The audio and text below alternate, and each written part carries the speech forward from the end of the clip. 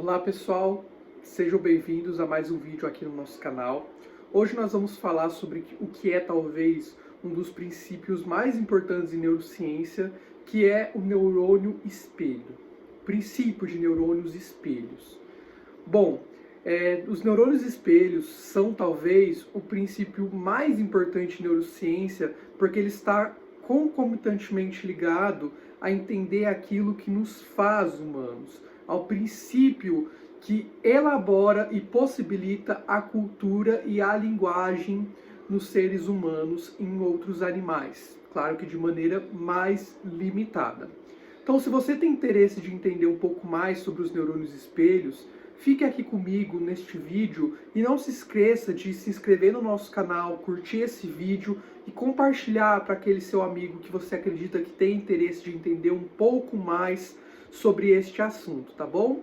Então, sem mais delongas, vamos para o nosso vídeo.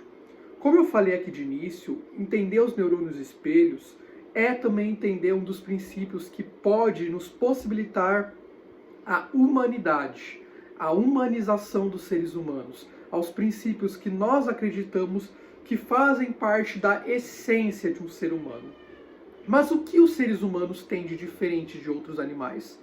Bom, vamos começar com um princípio básico que existe dentro de neurociência, que é o neurodesenvolvimento. Diferente dos outros animais, o cérebro humano demora muito tempo para que ele se desenvolva.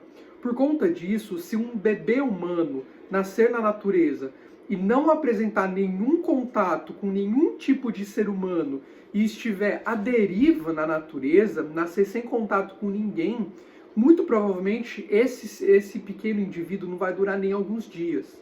Logo mais ele vai morrer desnutrido, vai morrer de fome, ou pior, morrer por conta de outro animal que irá o devorar. Então nós percebemos que seres humanos, eles precisam de outros seres humanos para se conectar e desenvolver uma casca que nós chamamos de socialização. A socialização não é importante apenas para que nós possamos compartilhar culturas. A socialização é importante para o próprio desenvolvimento do sistema nervoso, para o desenvolvimento do cérebro daqueles indivíduos. E como ocorre esse desenvolvimento? Nós vamos ver aqui neste vídeo, que é por conta dos neurônios espelhos.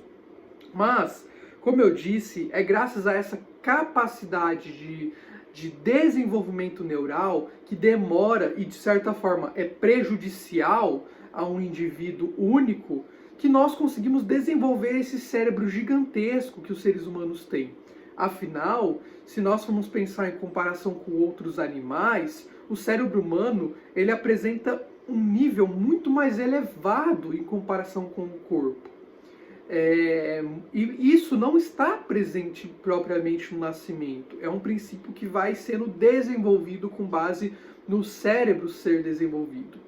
Então, a evolução intrincou um caminho muito benéfico para a nossa espécie de possibilitar um desenvolvimento de um cérebro maior sem prejudicar a mãe no nascimento do filho. Afinal, se o cérebro crescesse muito dentro do útero, não haveria possibilidade dessa mãe conseguir gerar esse filho sem que ela fosse danificada, porque esse cérebro estaria muito, muito duro, consolidado. Então, a intrincada evolutiva que foi colocado nisso foi aumentar o processo de socialização, fortalecendo os pares para que aqueles pares sintam uma conexão com o filho e essa conexão com o filho possibilitasse esse cuidado com a criança e em prol do desenvolvimento dela. E então temos aí talvez o nascimento do que nós podemos chamar de paternidade e maternidade simbólica. Esse processo de ter os pais, de ter os filhos, como um cuidado a mais perante essa criança, para que essa criança possa se desenvolver de forma autônoma depois de um tempo. Nós percebemos, eu já falei isso em alguns vídeos anteriores, que o cérebro demora cerca de 25 anos para se desenvolver de forma completa.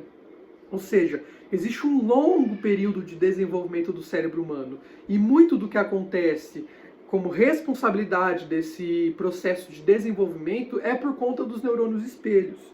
Certo, pessoal? Então, percebemos que talvez este processo de desenvolvimento evolutivo, de prolongar o desenvolvimento maturacional do sistema nervoso, pode ser responsável pelo desenvolvimento da cultura. Pode não, muito provavelmente é. Só existe cultura porque o cérebro dos seres humanos é muito mais plástico do que o cérebro de outros animais. Não que os outros animais não tenham um processo de aprendizagem plástico como no cérebro dos seres humanos. Vamos falar aqui que existem neurônios espelhos em outros animais. Aliás, o neurônio espelho foi descoberto antes de ser visto nos seres humanos em outros animais, como por exemplo nos macacos e em ratos. Mas o que ocorre provavelmente no cérebro humano é que esse processo é aumentado. A dependência cultural é maior, a dependência social é maior. E isso eleva um processo de fundação de um processo cultural. A cultura, o que na verdade é a cultura, né? Ela consiste em uma coleção de habilidades que são complexas e de conhecimentos que são transferidos de pessoas para pessoas através de dois meios essenciais, que é a linguagem e a imitação. Então, para que possa existir uma cultura, o nosso cérebro deve ser adaptado para que ele consiga condicionar a cultura ao seu cérebro. Deve existir uma aprendizagem para que possa ser possibilitada a cultura. Então, para que a cultura exista, nosso cérebro precisa aprender de uma forma mais dinâmica. Ele precisa saber imitar e saber comunicar o que ele está imitando. Dois processos de fundação que nós podemos relacionar atualmente com os neurônios espelho: a linguagem e a imitação. E o que é a imitação? A imitação, de forma resumida, ela nada mais é do que aprender a adotar a visão de um outro, adotar a visão do outro.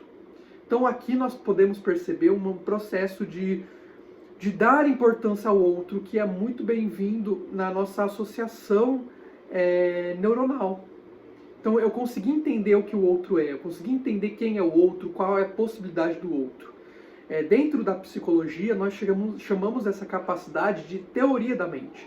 O que é a teoria da mente? Teoria da mente é a minha capacidade de conseguir pensar o que o outro está pensando.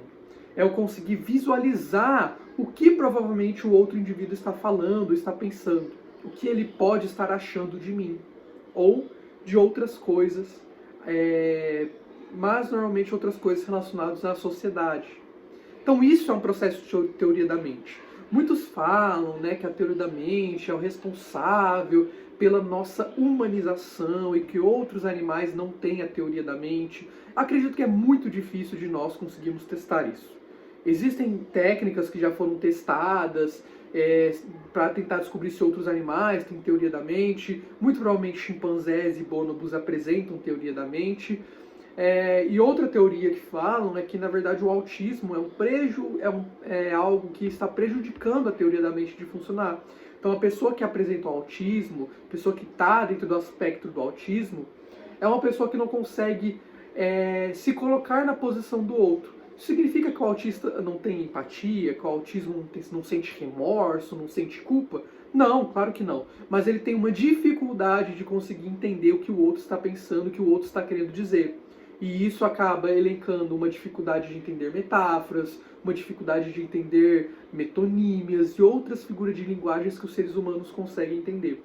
O que eu quero chamar a atenção aqui para vocês agora é perceber como que esse processo de imitação e de teoria da mente tem relação com a linguagem, tem relação com esse processo simbólico da linguagem. Ouça o que eu falei aqui, o que eu comuniquei para vocês. Tem dificuldade de entender figuras de linguagem, de entender a comunicação de outros seres humanos. Isso porque a linguagem e a imitação está intrincada. E é isso que é o tema da nossa aula aqui de hoje. Entender que os neurônios espelhos estão ligados ao processo de simbolização no cérebro dos indivíduos e concomitantemente ao processo de imitação, que tem relação com o processo de linguagem, tá? Nós percebemos, então, como que nós, Mateus, podemos entender o desenvolvimento da linguagem nos cérebros dos seres humanos, né? Como que nós podemos entender quando que os seres humanos passaram a ter essa capacidade de desenvolver linguagem, desenvolver imitação? É muito difícil mesmo. Isso porque quando nós estudamos cérebros de antigos animais, antigos ancestrais humanos que não estão mais entre nós, tudo que nós temos são vestígios. Vestígios relacionados a crânios, relacionados a artefatos, né? Nós temos, por exemplo, para que nós podemos estudar os vestígios fósseis de como que tais seres humanos pensavam, poderiam pensar, nós temos registros de ferramentas, como as ferramentas jolduvanas, né, que são aquelas lascas mais toscas produzidas provavelmente pelos Homo habilis há cerca de 2 milhões de anos atrás, que são ferramentas que nós percebemos que já existia uma causa, né? Então, os seres humanos daquela época, que não eram ainda humanos, né? Vou falar de hominíneos, né? Os hominíneos daquela época, eles já tinham eles já produziam um tipo de comportamento pensando na causa daquele comportamento. Ou seja, eles conseguiam lascar as pedras para que as pedras obtinham um formato que poderiam dar a eles um tipo de instrumento. Dar a eles um tipo de comportamento muito específico que naquela época seria a caça, né? Então temos o desenvolvimento dessas pequenas ferramentas há 2 milhões de anos atrás, o que já demarca um processo de pensamento causal. Esse tipo de comportamento de causa, vemos que chimpanzés apresentam também. Chimpanzés podem pegar um pedaço de galho para tentar pegar uma formiga de dentro de um pedaço de madeira. Então tem esse processo de causação que não é estritamente humano, Homo sapiens. E depois tivemos desenvolvimento, há cerca de 60 mil anos atrás, de outras ferramentas mais sofisticadas, aí já produzido por Homo sapiens sapiens, que são ferramentas mais intricadas, com definições bem específicas, já tem um ornamento mais bem específico, o que representa um pensamento simbólico mais estruturado, o que representa que já existia um processo de simbolização de linguagem, que pode ter relação com o adquirimento dos neurônios espelhos no cérebro desses humanos. Mas enfim, o que eu quero chamar a atenção é que tudo que nós podemos conhecer de responsabilidade do processo mental desses seres humanos, como esses seres humanos pensavam, como eles articulavam o pensamento e possivelmente com base nisso, como que o cérebro desses indivíduos funcionavam, apenas a partir desses materiais. Hoje em dia nós temos estudos genéticos também que podem se atrelar a esses conhecimentos, né? Um desses possíveis estudos genéticos é o entendimento de que compartilhamos muitos DNAs ancestrais com os neandertais, com os Homo denisovanos também, né, na Ásia. Então nós temos DNA de outros hominídeos dentro de nós, o que demonstra uma carga genética compartilhável. Inclusive, existe um gene, né, um gene humano que é chamado de FOXP2, que está muito relacionado com o processo de simbolização, está muito relacionado com o processo de funcionamento desses neurônios espelhos, e percebemos que neandertais tinham esse tipo de gene também. Nós encontramos esse gene nos neandertais, o que pode significar um processo simbólico que nós compartilhávamos com essa espécie irmã. Devemos lembrar que os Homo neandertais não está para trás na nossa cadeia evolutiva, ou seja, nós não saímos dos Homo neandertais, né? Não foi a partir de um ramo dos neandertais que surgiu a espécie humana. Não. Os Homo neandertais foi uma espécie irmã nossa. Ele surgiu do mesmo ancestral que os seres humanos modernos surgiram, ou seja, uma espécie irmã que teve uma diferenciação, né? O Homo neandertais foi para a Europa e o Homo sapiens foi para a África para que pudesse surgir essa espécie, e depois de um tempo eles se cruzaram, depois de um tempo eles se relacionaram, tá bom?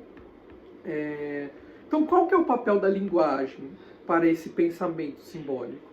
Bom, o neurologista Ramachandran teoriza que ela se desenvolve, que a linguagem se desenvolve para produzir, para que seja produzido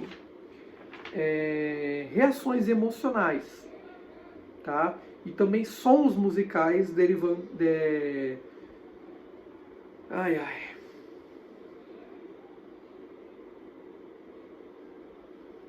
Então, produzir esses sons musicais que outros primatas não conseguiam produzir, né? Então, produzindo esses sons musicais e emocionais, conectando o processo emocional ao processo neural. Então, esse neurologista teoriza que, a partir desse processo de eu conseguir simbolizar um som, eu entender que esse som tem uma causação, eu consigo ligar uma emoção a isso. emocionar este processo da realidade, que são os sons, e dessa forma conseguir dar um significado para isso. Devemos lembrar que a linguagem evoluiu mediada por um órgão específico exclusivo dos seres humanos, tá? Como sugeriu por Noam Chomsky. Ou então podemos entender que a linguagem não existiu por conta dessa herança.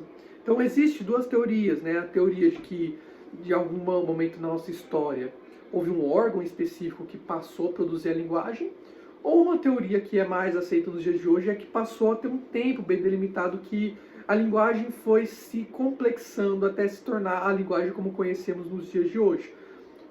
O que favorece essa segunda teoria é entender que outros animais, como chimpanzés, bonobos e gorilas, apresentam uma linguagem simbólica mais complexada, assim como os orangotangos, né? E os humanos apresentam uma linguagem mais bem estruturada, o que, em comparação com os cérebros, percebemos que as áreas associativas que estão relacionadas com os neurônios espelhos e com a linguagem são muito maiores nos seres humanos do que nesses outros animais. Então, o que nós podemos entender aqui com a aula de hoje é que para que a gente possa responder essas perguntas se é a partir de um órgão específico, ou é a partir de vários órgãos que surgiu essa capacidade de simbolização, de elaboração da linguagem, a única forma da gente conseguir estudar isso atualmente na neurociência é a partir dos neurônios espelhos. É a única forma que nós conseguimos entender isso. Então, primeiramente, antes da gente entrar nos neurônios espelhos, para quem caiu aqui de paraquedas, eu vou tentar explicar um pouco o que é um neurônio, né? O neurônio ela é a capacidade elementar do cérebro. Então, ela é o elemento mais básico para o funcionamento do cérebro. Ela é a célula. É uma célula responsável pelo processamento cerebral. Então, todo o nosso corpo tem várias células com diferentes especialidades, né? Nós temos células do coração, nós temos células do nosso sangue, células epiteliais, na nossa pele. Os neurônios é a célula do sistema nervoso. Não é apenas a única célula, mas é a célula que talvez nós estudamos com mais veemência, né? Estudamos com mais atenção porque apresentam camadas mais funcionais. O neurônio ele tem um formato bem específico. Ele é um formato que forma uma rede. Então você tem aqui de um lado, né, numa extremidade do neurônio, os seus dendritos, que é responsável pela captação da informação de outros neurônios ou de outras substâncias. Essa informação que chega nos dendritos, ela passa pelo corpo celular, que é um formato mais redondinho, mas que não necessariamente precisa ser desse formato. No corpo celular, essa informação que chega vai ser processada, seja através do envio de uma mensagem para que abra canais de sódio e potássio para que possa entrar elementos de energia para o neurônio funcionar, ou para que uma informação seja enviada para os genes, para que esses genes possam produzir uma substância ou não. E o que será processado ali no sistema, no nosso pequeno neurônio, vai ser enviado para a terceira região desse neurônio, ou de qualquer neurônio, né? Que é o axônio, que é uma região responsável pela transmissão de informação para um próximo neurônio. Então, o neurônio ele tem esse processo a sua morfologia tem uma função bem definida. A sua morfologia já representa qual que é o papel do neurônio, que é transmitir uma informação A para uma informação B. A informação de A não é a mesma da informação de B. A informação que entra não é a mesma informação que sai. A informação que entra vai enviar uma resposta de dentro do neurônio e aquele neurônio vai decidir o que vai sair. Então aquele neurônio vai decidir a quantidade de substância que vai ser liberada, a substância que será liberada também e o processo de formação que será liberada. Existem mecanismos microcelulares que são muito importantes para a gente entender cada um desses aspectos, como receptores, neurotransmissores, sinapses. Eu não vou entrar nisso hoje, tá? Porque eu acredito que não condiz com o objetivo da nossa aula. Mas se você quiser uma aula explicando qual que é o papel de todos os neurônios, qual que é o funcionamento do neurônio, como que ele faz esse processo, então entender o como mesmo, né? O fisiológico, como o neurônio produz energia, como o neurônio transmite energia. Eu posso fazer um vídeo aqui para vocês, um vídeo explicando melhor sobre o processo dessa formação neural, até porque a proposta do nosso canal é explicar esses mecanismos que a gente vê na sala de aula de uma maneira mais simples, de uma maneira que todos possam entender. Mas enfim, o neurônio é isso, né? O neurônio básico tem essa função bem específica. E quanto ao neurônio espelho, Matheus, o que é o neurônio espelho? O neurônio espelho não é o único neurônio. Não pense que existe um único neurônio espelho ou outro neurônio espelho. O que existe é que foi descoberto que existe um circuito motor no nosso cérebro que era ativado sempre que eu produzia um tipo de comportamento. Então, foi observado um comportamento de um macaco dele pegando um amendoim e comendo aquele amendoim. Então, foi quando ele pegava esse comportamento, uma série de neurônios aqui no córtex frontal eram ativados. Ou seja, provavelmente esses neurônios estavam relacionados com a causação desse comportamento. Ou seja, esse comportamento, essa camada de neurônio aqui é ativada, e quando essa camada de neurônio, esse eixo neural é ativado, eu produzo um determinado tipo de comportamento. O que foi observado é que quando o macaco observava outro macaco fazendo aquele comportamento, o mesmo eixo neural era ativado. Os mesmos neurônios na mesma área era ativado quando o macaco observava o comportamento e quando ele tinha aquele comportamento. Então, o que teorizou é que pudesse existir alguns neurônios que são chamados de neurônios espelhos, porque justamente ele espelha um comportamento no seu próprio cérebro. Tá? Em 1990, em Parma, na Itália, um outro grupo de cientistas descobriram que essa observação já era suficiente para ativar esses neurônios. Então, na década de 90, foi observado que apenas olhar um comportamento já era o suficiente para que você pudesse promover esse comportamento. E desde então não se sabe ao certo como, mas esse eixo neural se parece muito com o processo de imaginar, né? O processo da imaginação. Ou seja, o imaginar uma cena é eu colocar no meu cérebro aquela mesma cena em funcionamento. É quase como aquela separação que o David Hume usava, né, para explicar as ideias e as imaginações, né? As ideias, desculpa, imaginações não, pessoal, que o David Hume colocava entre as ideias e as percepções. Ou seja, a percepção é fazer algo e esse algo ser inspirado no meu cérebro, e as ideias é eu entender isso por dentro, né? Então, dentro do meu cérebro eu entendo aquela mesma percepção, mas eu tenho essa percepção de uma forma interna, né? Uma interocepção, certo? Então, nós temos aí um processo muito importante para a neurociência, que é a divisão entre estereocepção e interocepção, que nós podemos elaborar aqui como processo desses neurônios espelhos. Em macacos, esse mecanismo responde a mensagens mecânicas. Em humanos, ela é mais complexa, podendo imitar a intenção de outras pessoas, sendo palco para a chamada herança cultural da humanidade, da arte e até mesmo da religião e da filosofia. Como assim, Matheus? Como que nós podemos aproximar um processo de imitação, um processo daquilo que nos faz humanos? Ora, porque a partir daí nós conseguimos entender um processo daquilo que existe de dentro do cérebro, de uma percepção interna, de um imaginar, de um calcular a partir de dentro o que está de fora. Então, com o entendimento desses processos de que existiam neurônios que pudessem imitar a realidade, eu consigo compreender o que existe de dentro do cérebro para fora, de causação de um comportamento, causação de uma mente, causação de um processo exterior, certo? E isso está muito intricado com o processo de fundamento de uma filosofia.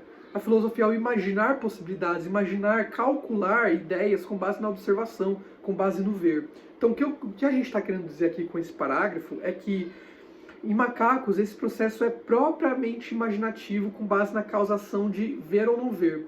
Já nos humanos, esse processo envolve camadas muito bem distintas, camadas que envolvem o processo imaginativo, mesmo que eu não vejo, eu relaciono, e a partir da relação eu consigo imaginar. Então existe essa conexão intrincada dentro do processo de neurônios espelho, do processo imitativo, que pode explicar essas capacidades do que nos faz humanos. Um cientista chamado Rizzolatti ainda defende que essa capacidade tem relação com a maneira como o cérebro adquire a capacidade simbólica da linguagem, pois eles nos tornam capazes de imitar movimentos da língua e dos lábios. e assim de deduzir a intenção de outras pessoas. Então aqui nós voltamos para aquele processo que nós falamos ali no começo do nosso vídeo, de que os neurônios espelhos são responsáveis pelo processo de teorização da mente, de construir uma capacidade de linguagem e de simbolização. Ora, por que, Matheus? Agora eu vou entrar num dos processos que pode estar relacionado com várias teorias psicológicas, assim como a ACT, né? A terapia de aceitação e compromisso, que fala muito sobre isso. De que quando eu vejo algo, quando eu olho para algo, quando eu olho para algum objeto, esse objeto, ele é e se torna no meu cérebro um significado. Esse objeto, na realidade, por exemplo, esse marca-texto, ele é um significante. Eu consigo ver para ele e ele está pautado na realidade concreta. Mas como o meu cérebro traduz isso? E como a tradução do meu cérebro para uma percepção, e essa percepção para um processo de linguagem simbólica, de eu falar marca-texto, isso é um processo simbólico que perpassa um significado. Então, esse marca-texto é um significante, e o significado dele é a palavra marca-texto. Mas esse significado é pautado não na realidade concreta desse marca-texto, mas na minha percepção interna do meu cérebro, que fala que isso é um marca-texto. Então eu tenho uma tríade, né? Uma tríade onde eu tenho o objeto da realidade, a percepção visual desse objeto e a linguagem que vai nomear esses dois processos, essas duas cargas, essa tríade, né? Que nós podemos mapear como processo de simbolização. É uma semiótica. Então, o fundamento da semiótica vai possibilitar o surgimento de um processo de simbolização que está caracterizado com a linguagem. Então, quando eu falo aqui da linguagem, eu não estou apenas falando dessa linguagem falada, né? Do falar, do entender a minha fala, né? Que está relacionado com os processos de dar sentido a uma onda sonora que sai aqui no ar, né? No qual eu estou aqui articulando e que vocês conseguem interpretar isso no cérebro de vocês. Eu estou falando da capacidade de você conseguir simbolizar isso. Simbolizar isso em sons, em palavras, simbolizar o que você vê na realidade que você constrói, simbolizar aquilo que você consegue enxergar e ouvir e uma imagem única que tem um som, um conceito único, tá? E no criar em cima disso, né? No criar em cima da simbologia da linguagem, uma própria realidade simbólica que está pautada na ideia. É difícil não pensar no Platão quando nós falamos disso, né? Platão falava do mundo das ideias e do mundo material. É difícil não conseguir pensar, porque quando você lê Platão, né?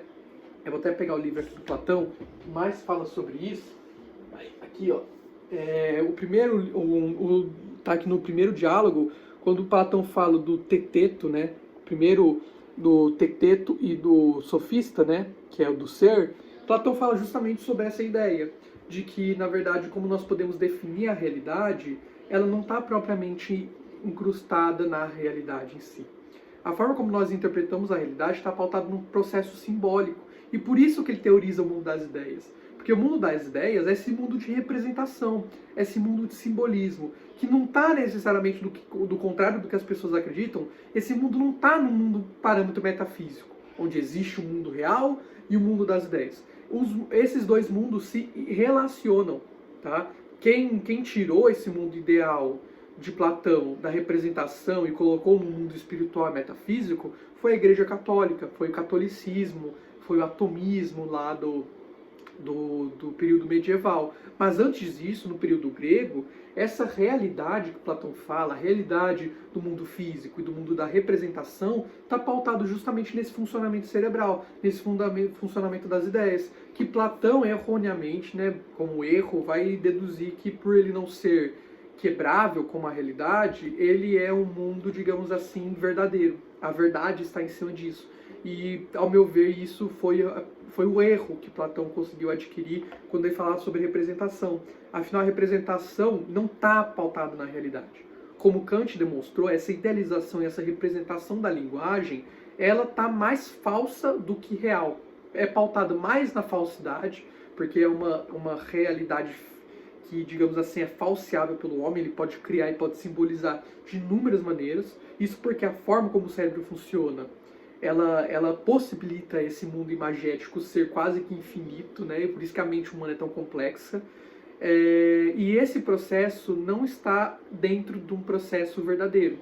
A verdade pode ser recriada inúmeras vezes. E Platão falava que, na verdade, a realidade estava dentro desse processo imagético por conta de que o mundo material mesmo ele é um mundo muito divisível, é um mundo que não pode ser definido. E por isso que o primeiro desses diálogos aqui é o do conhecimento. Que Platão vai defender que o que é o conhecimento, né? O conhecimento é pautado em adquirir essa verdade absoluta a partir do mundo da representação, do mundo do simbólico. E o que nós não podemos conhecer é o mundo material, porque ele sempre está fluido, ele nunca pode ser definido. O tempo de agora já não é o tempo de 1 minuto atrás, já não é o tempo de 1 segundo atrás. Esse tempo é inalcançável. E aquilo que é inalcançável é ilusório. Tá? Então, quando eu falo de linguagem, só para voltar aqui, né, eu estou falando da linguagem nesse processo de representação, tá? Nesse processo de conseguir definir um A com um B, que concomitantemente a isso, os neurônios espelhos estão muito imbricados. Os neurônios espelho têm um fundamento muito, muito importante para isso. Então, o que foi percebido depois de vários estudos é que não era apenas no córtex frontal aqui que estava a grande quantidade de neurônios espelhos. Existe outra área que são ricas de neurônios espelhos, que é o lobo parietal inferior. Essa área é importantíssima para a significação da linguagem. Então aí nós já temos o nosso pulo do gato, né? Lembra que eu falei na aula anterior, no nosso vídeo anterior, na verdade, que foi sobre a introdução à neuropsicologia, que existiam duas áreas que processavam a linguagem, a área de Broca, no lobo frontal inferior, e a área de Wernicke, no lobo temporal inferior. Não sei se por acaso, né, ou se existe de fato uma razão para isso, essas duas áreas são riquíssimas em neurônio espelho, riquíssimas no processo de simbolização, no processo de imitação da realidade, processo de conseguir imitar um princípio A e um princípio B dentro do cérebro. Não sei se por acaso, mas essas duas áreas são riquíssimas e aí nós conectamos nosso processo de relação entre a imitação e a simbolização. A simbolização e a imitação são dois processos unificados. E o lobo parietal inferior é uma área extremamente importante para que possa ser feito esse processo de integração do conhecimento do que eu estou ouvindo, do que eu estou vendo de olhos e do que eu estou sentindo do meu tato. É uma área de integração e uma área muito importante para o processo da fala e o processo de simbolização da fala, né? Como nós sabemos, existe um processo, que eu acredito que eu já falei disso no vídeo sobre o homem que confundiu sua mulher com o chapéu. Existe uma doença, que na verdade não é uma doença, mas é uma sintomatologia chamada anosognosia. E o que é a anosognosia? É o não ter ideia da minha própria doença. Eu não ter conhecimento de que eu estou passando por um processo psicopatológico. Então, por exemplo, quando as pessoas adquirem a nosognosia, é porque existiu um dano numa região do seu cérebro. Esse dano faz com que o outro lado do seu corpo seja paralisado. Então, a pessoa que tem a nosognosia, muitas vezes, ela tem o lado oposto do seu corpo paralisado. Esse lado oposto do corpo paralisado também, ele faz com que nós não consigamos, no princípio da nosognosia, identificar que está paralisado. Existia um presidente nos Estados Unidos em 1919, que é o Woodrow Wilson, que ele tinha a anosognosia. A partir de um derrame que ele sofreu, ele teve a anosognosia e não conseguia... E na cabeça dele ele estava 100% bem, ele não estava 100% errado. E o que eu quero dizer aqui é que a anosognosia é um dano numa região que ocorre esse processamento da linguagem, ocorre esse processamento de ter conhecimento simbólico sobre as coisas. Tá bom, pessoal? Então, por conta disso, existe isso. Além disso, em 1996, descobriu-se que tais pacientes, eles não negavam apenas sua doença, mas também negavam a doença de outras pessoas, o que pode ter relação com esses processos de imitação dos neurônios espelhos. Olha que legal, né, pessoal? O que isso sugere é que não apenas os neurônios espelhos está responsável pelo processo de imitação no seu próprio cérebro, mas pelo processo de imaginação do outro, para o processo fundamental de eu conseguir entender o outro, entender a capacidade do outro. Isso está ligado com esse processo. E o que foi demonstrado pela anosognosia é justamente que tem uma relação entre essa área e esse processo de fundamentação da doença dos outros, né? Outra forma que nós podemos estudar os neurônios espelho de seres humanos e não dos animais é estudo por ondas cerebrais. Pesquisadores da Universidade de Toronto descobriram que existiam neurônios espelhos relacionados com outras regiões do cérebro, como o cíngulo anterior. Pessoal, e o que essa área do cíngulo anterior faz, né? O giro do cíngulo, que é essa área de dentro do cérebro, eu vou mostrar para vocês de forma anatômica, tá, pessoal? Acredito que mostrar de forma anatômica é sempre mais fácil de entender. O giro do cíngulo é essa região aqui, pessoal. Essa área em laranja aqui. Essa área em laranja aqui é o giro do cíngulo. E o giro do cíngulo anterior, que foi onde esses pesquisadores descobriram também estar ricas em neurônios espelhos, é uma região fundamental para que nós possamos experimentar a dor. Então toda a dor que nós sentimos, dor física mesmo, ela é processada no giro do cíngulo anterior. O que foi observado é que quando nós observávamos outras pessoas sofrendo aquela dor, sofrendo uma dor, uma agonia que seja, era ativada essa região assim como era ativado no nosso cérebro. Então existia uma conexão muito forte entre o giro do cíngulo e os neurônios espelhos. Percebe que existem muitas áreas do nosso cérebro que são processadas pelos neurônios espelhos. É quase como se fosse realmente uma capacidade de imaginação que os seres humanos têm. Neurônios e circuitos responsáveis pelo imaginar o outro, imaginar o indivíduo, certo? Então foi descoberto muito sobre essa área aqui. E o que nos leva também ao processo de fundamento de um sentimento chamado dor emocional. Dor emocional e também dor social.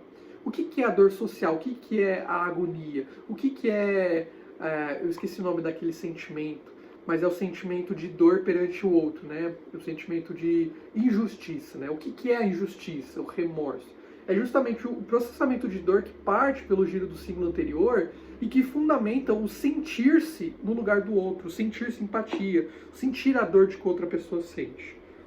Então nós percebemos que tais capacidades, que nós dizemos ser puramente humanas, estão intrincantemente ligadas aos neurônios espelhos, intrincantemente ligadas a esse processo de simbolização do outro, e que o neurônio espelho ele é um princípio fundamental para entender o outro, para entender seres humanos de forma geral, tá bom?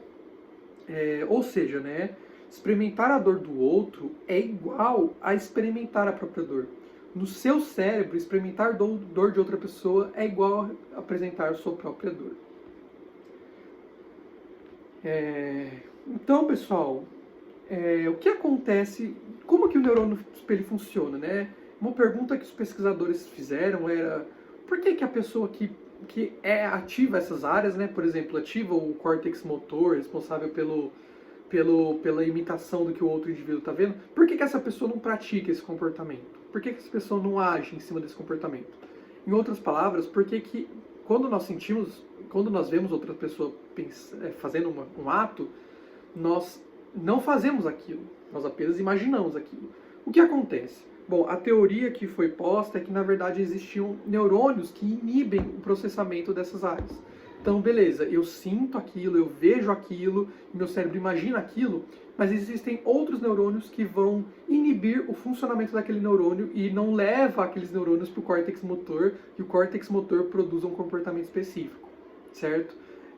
Isso nem sempre acontece, pessoal. Nós não temos o processo de inibição 100% perfeito. Como assim, Matheus? Pense quando uma pessoa boceja. A chance da gente ver a pessoa bocejando e bocejar, aqui ó, bocejei. A chance de você bocejar agora é muito maior. Muito maior. Você tem que se concentrar para não bocejar. Isso porque não é 100% perfeito essa capacidade dos neurônios espelhos de inibir o comportamento. Eles inibem apenas em prol, tá? Mas existe uma doença, né? Na verdade uma síndrome, que dentro da síndrome do lobo frontal acontece um processo chamado ecopraxia.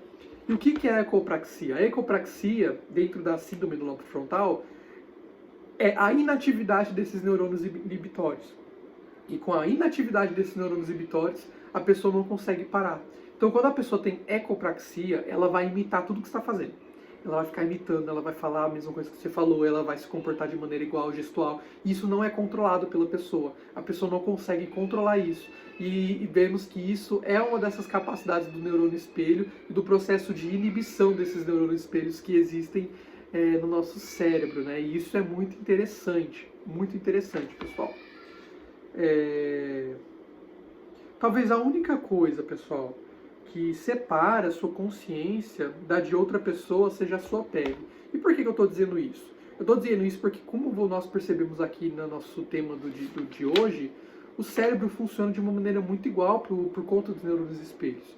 Nós utilizamos os neurônios espelhos para que nós possamos imaginar o outro, interpretar o outro, ver o outro de uma forma autônoma, né? Então, o neurônio espelho é importante fundamentalmente por conta dessa capacidade que o cérebro cria de conseguir analisar o outro a partir de si mesmo. E isso é muito interessante, pessoal. Isso é uma capacidade inerentemente humana, se a gente for parar para pensar, que funda os processos da capacidade humana. E agora vamos entrar para um outro debate, né? Neurônios espelhos, eles são aprendidos ou eles são inatos? Ou seja, nós aprendemos a ter capacidades de neurônios espelhos ou nós já nascemos com ele? Bom, para isso nós devemos entender como que funciona a aprendizagem no cérebro. A aprendizagem no cérebro, ela funciona a partir de um mecanismo intercelular, né? Então eu analiso uma pessoa fazendo uma coisa e meu cérebro associa aquilo com uma atividade. A associação com uma atividade vai fazer com que mais rapidamente eu consiga produzir uma atividade quando eu vejo aquilo de novo. Uma atividade nervosa quando eu vejo aquilo de novo. Ou seja, tem muito a ver com aquilo que o dono de Webb descobriu lá, formulou, né, através da sua teoria. Neurônios que são ativados juntos, eles têm tendências fortes a se conectar.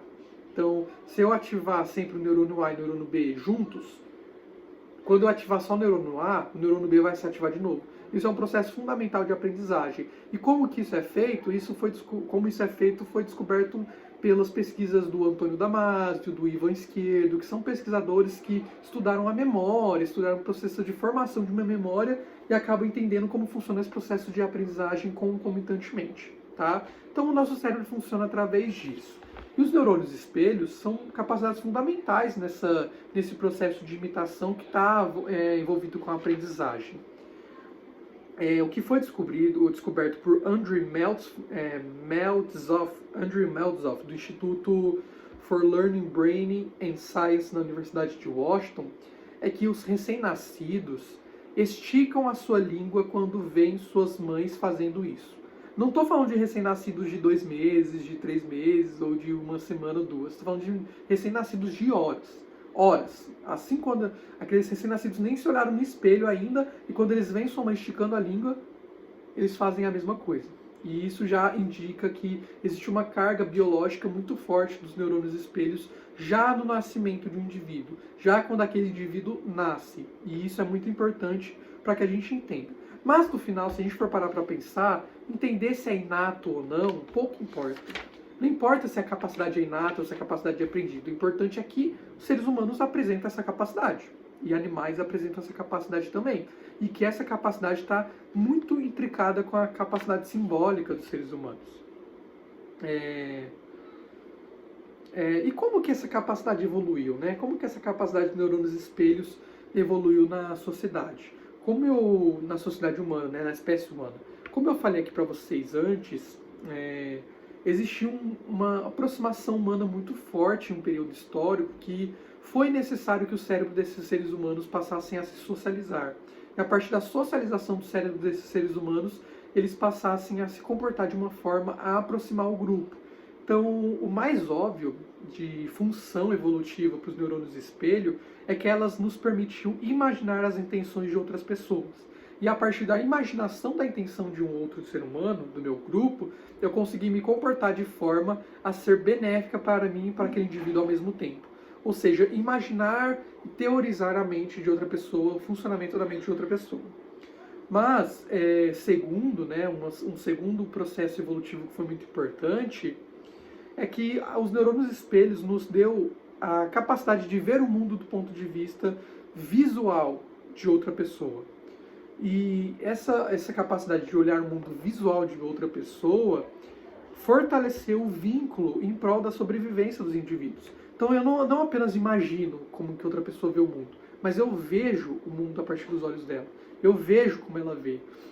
E é por isso que histórias de cinemas e ficções, livros, né, são muito importantes e fazem muito sucesso. Quando eu assisto um filme, né, não importa que filme que seja, eu não acredito que aquele indivíduo é um ator.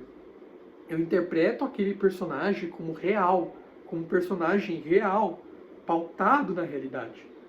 E quanto mais eu entendo as intenções do personagem, mais eu entendo por que ele faz o que faz, mais eu consigo compactuar com aquele personagem na minha vida, influenciar os comportamentos dele na minha vida. Então, essa capacidade que nós temos de olhar para o outro, entender aquele outro como um indivíduo único, e não apenas pessoas, tá? Quando nós vemos outros animais também, quando nós vemos objetos inanimados também. Quem nunca se compactou com os carros, né? No filme Os Carros da Pixar. Quando você assiste os carros, você não está vendo outro ser humano, você está vendo um carro representado ali por uma animação. Quando nós compactuamos, sentimos a empatia por um cachorro, né, um cachorro de rua que está passando fome, ou um cachorro abandonado, nós ativamos essas capacidades adaptativas que nós temos de nos colocar no lugar do outro e entender o outro. Então nós percebemos que a capacidade dos neurônios espelhos podem ser importantes também para a capacidade dos... Até mais. Para a capacidade de mapeamento do cérebro de outros indivíduos. Então, tem esse processo também, tá? De mapeamento do cérebro de outros seres humanos relacionado com essa capacidade que nos faz humanos. Então, por exemplo, a domesticação de animais, a domesticação dos cachorros, dos gatos, de outros animais domésticos, tem ponto importante na capacidade que nós temos de se portar no lugar dos outros. Muito relacionado com o processo dos neurônios espelhos, tá?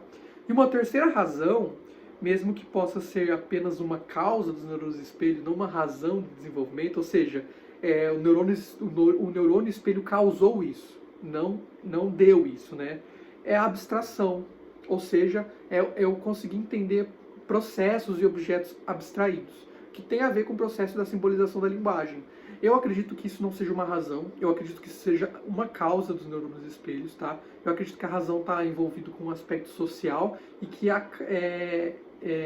isso foi o pontapé inicial para que os neurônios espelhos pudessem efetuar esse processo de abstração.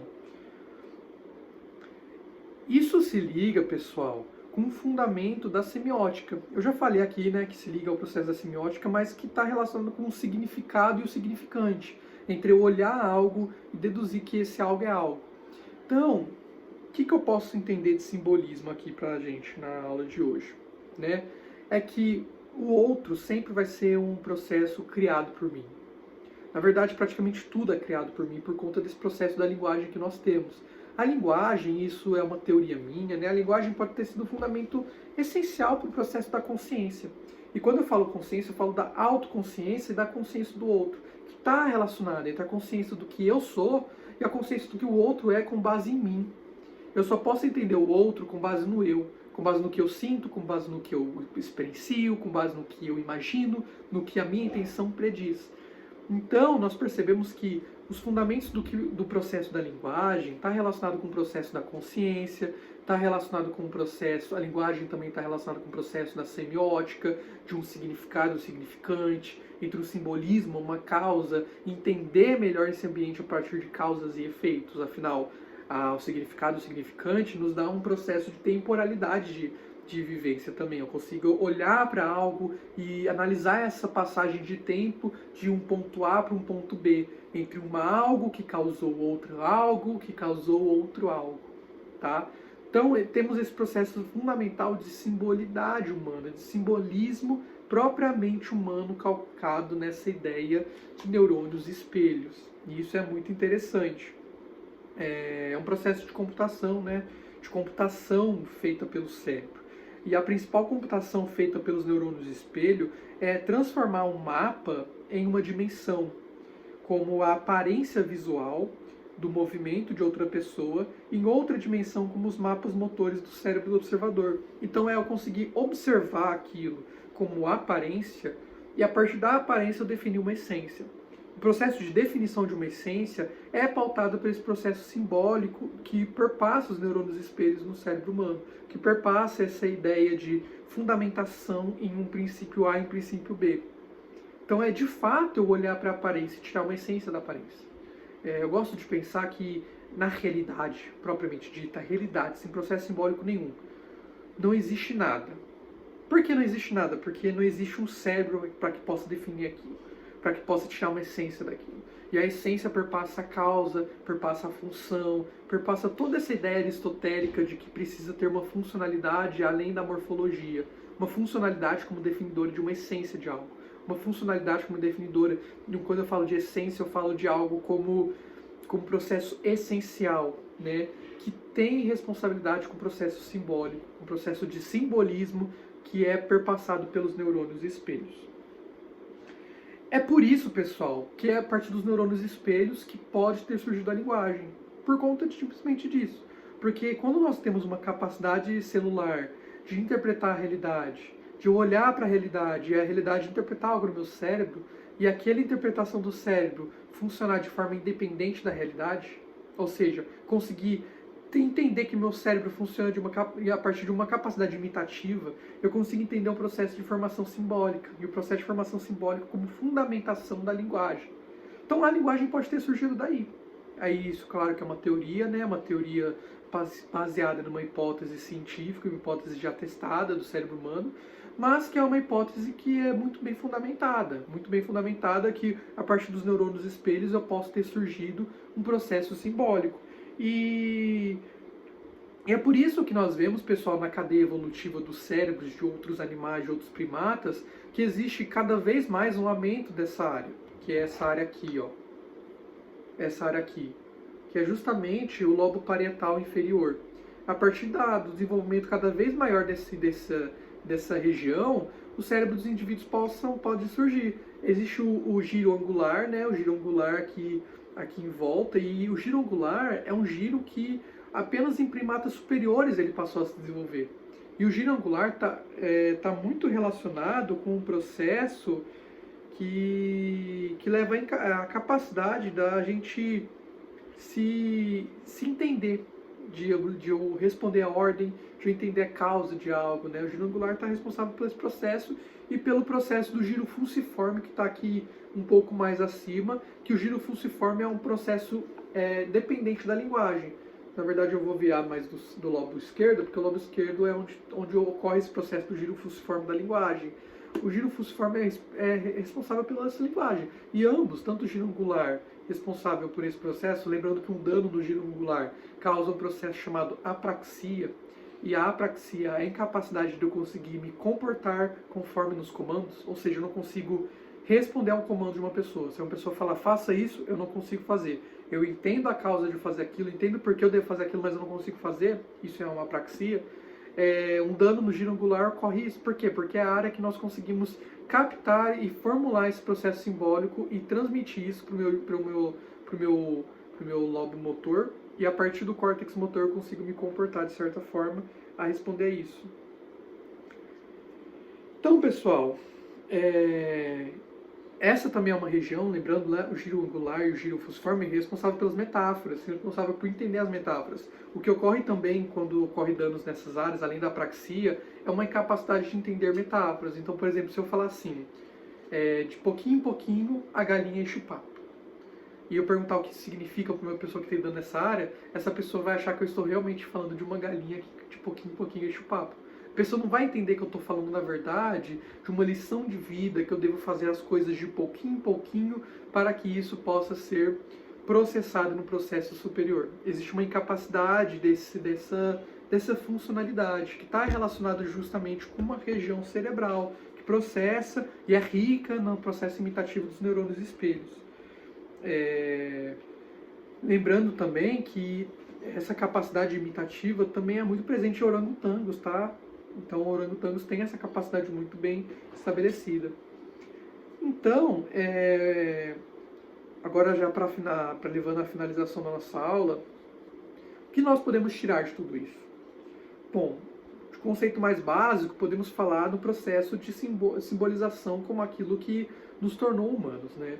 Muitos falam da autoconsciência de si, mas não é impossível existir uma autoconsciência de si se não existir uma linguagem simbólica capaz de eu promover essa consciência, capaz de eu promover essa capacidade simbólica. É impossível. Então nós partimos a partir disso, né? Existe um período histórico na pré-história humana chamado o Grande Salto Adiante. O Grande Salto Adiante ocorreu lá de 100 mil anos a 60 mil anos atrás, que é o período que os seres humanos mudaram. Mudaram por quê? Porque passaram a produzir artefatos simbólicos, artefatos culturais, como pinturas rupestres, velórios, né? Velórios eu falo, por exemplo, de eu enterrar alguém como um processo de simbolização da natureza, eu dar um significado para a natureza, artefatos que a única funcionalidade era aquilo ser um representante para os indivíduos. E muito se fala, se foi a partir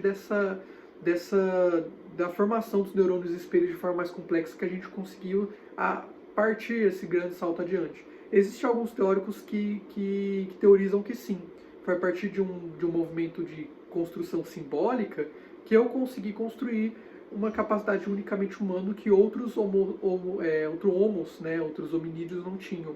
Um desses teóricos é o Yuval Noah Harari, né, o nosso famoso autor de Sapiens, de Homo Deus, de aquelas breves lições para o século XXI também, né? Esse autor, esse historiador, defende que houve um processo chamado de processamento cognitivo que fundou o processo humano. Mas o que nós podemos entender é que esse processo pode não ter sido responsável por uma região anatômica. Ou seja, não houve uma região anatômica capaz de fundar esse processo civilizatório. Um exemplo que eu gosto de pensar é que se alienígenas pousassem aqui na Terra no ano 500, mais ou menos, e depois voltassem e pousassem aqui no século XXI, eles com certeza iriam acreditar que houve uma capacidade superior de desenvolvimento cerebral que levou aqueles indivíduos a produzirem tecnologia, irem para o espaço, desenvolverem ciência, desenvolverem novas tecnologias capazes de explorar o meio da Terra, né, todos os biomas da Terra. Por quê? Porque houve um grande salto também. O grande salto adiante não aconteceu apenas lá na pré-história, ele continua acontecendo. Tanto que o nosso professor Harari fala que houve mais duas grandes revoluções, além da revolução cognitiva, que foi a revolução agrícola, lá em 12 mil anos atrás, e também a revolução industrial, que possibilitou o avanço científico para o que nós conhecemos hoje, como esse processo que o homem conseguiu sair da sua biosfera, ir para a Lua, ir para o espaço, desenvolver ciência e pesquisa em cima disso.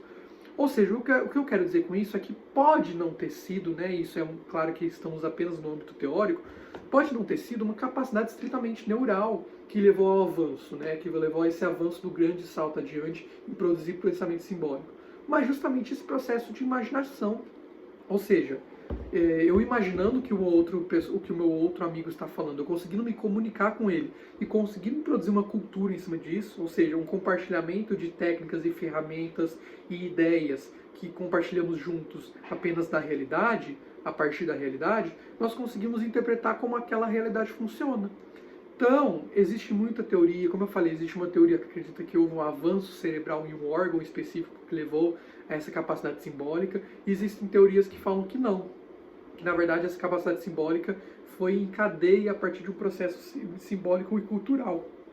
Nunca vamos poder saber, quer dizer, não ainda, né? Quem sabe no futuro com os avanços das pesquisas, mas o que nós podemos fundamentar como importância fundamental é que é apenas com o estudo da neurociência que a gente consegue entender os seres humanos.